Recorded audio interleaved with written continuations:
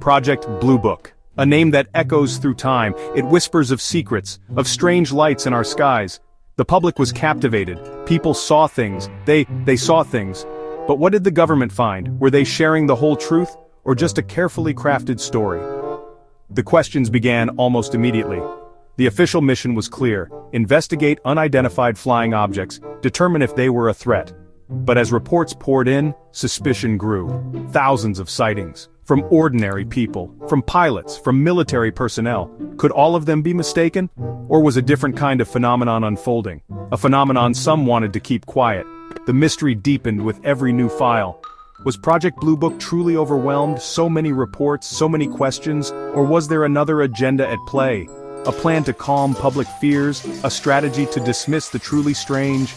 The pressure mounted, from the public, from the media. Everyone wanted answers. But the answers given often felt incomplete, like puzzle pieces were missing, important pieces. The air itself seemed to crackle with doubt. Talk of cover-ups spread like wildfire. Whispers of misinformation campaigns. Did they deliberately hide evidence? Did they pressure witnesses to change their stories? The feeling was strong, that the truth was out there. But it was being carefully guarded, hidden behind layers of official denial. This is where our investigation begins. Then came the Condon Report, a major scientific study, led by Dr. Edward U. Condon. The University of Colorado was tasked. Its stated goal? To bring scientific rigor to the UFO question, to finally settle the debate. Was this a genuine effort for truth, or was the conclusion already written, many wondered. The final report arrived in 1968. Its main conclusions were stark. UFOs presented no threat to national security. Studying UFOs offered no real scientific value. Most sightings could be explained as misidentified natural phenomena or conventional aircraft. Essentially, it said, nothing to see here. Case closed. For the Air Force, yes, but not for everyone. Immediately, critics cried foul. They called the report biased. Accusations flew that the Condon Committee cherry-picked cases, that they focused on easy-to-debunk sightings, that they ignored the truly puzzling ones. Was the outcome predetermined from the start? To give the Air Force a reason to close Blue Book? These questions lingered, heavily. And what about the witnesses? Respected researchers, experienced military pilots, people who had seen incredible things, objects maneuvering in impossible ways. Their detailed testimonies? Often dismissed as unreliable. Or their experiences were twisted, reinterpreted to fit mundane explanations. Why would credible witnesses be treated this way? Unless there was something to hide. This fueled the fire of controversy. But the story did not end there.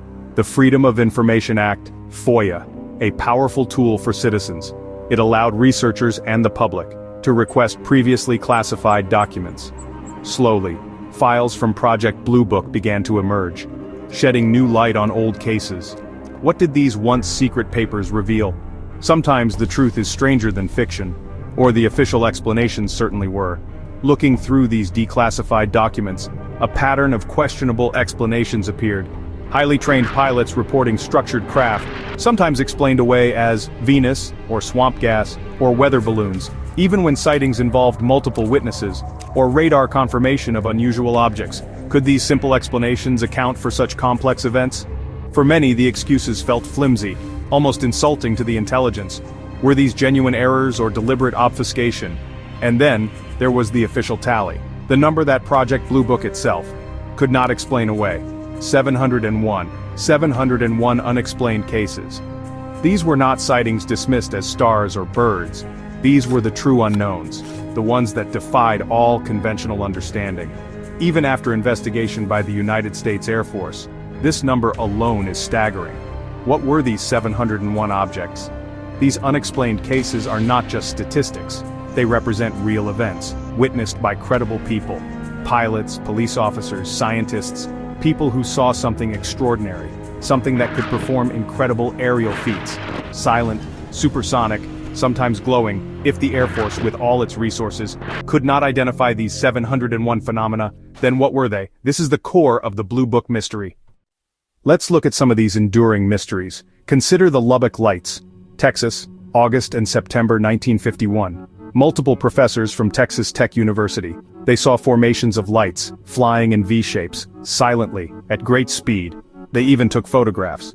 Project Blue Book investigated. Their explanation? Plovers. Birds reflecting city lights. The witnesses strongly disagreed. The case remains a classic unexplained. Then there is the Lake and Heath Bentwaters incident. England, August 1956. Over several hours, ground radar operators at 2 RAF bases tracked multiple unidentified targets. One object was visually confirmed from an aircraft.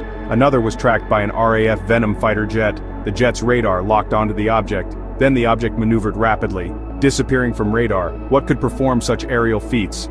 No conventional aircraft could do that. So, what are we to make of these cases? These 701 unexplained files, are they merely statistical anomalies, strange weather phenomena we don't yet understand, or could they be something more? Clues to a reality far beyond our current grasp, evidence of technologies not of this world. The official stance was dismissal, but the questions, the possibilities, they persist. We must keep asking. Project Blue Book officially ended in 1969. But its legacy is far from over. It shaped public perception of UFOs for decades. It left a trail of unanswered questions, and a lingering suspicion of secrets withheld. The search for truth continues, driven by these unexplained cases, and the human desire to understand the unknown. What other truths are waiting to be discovered? The universe is vast, and full of mysteries. And perhaps, just perhaps, we are not alone.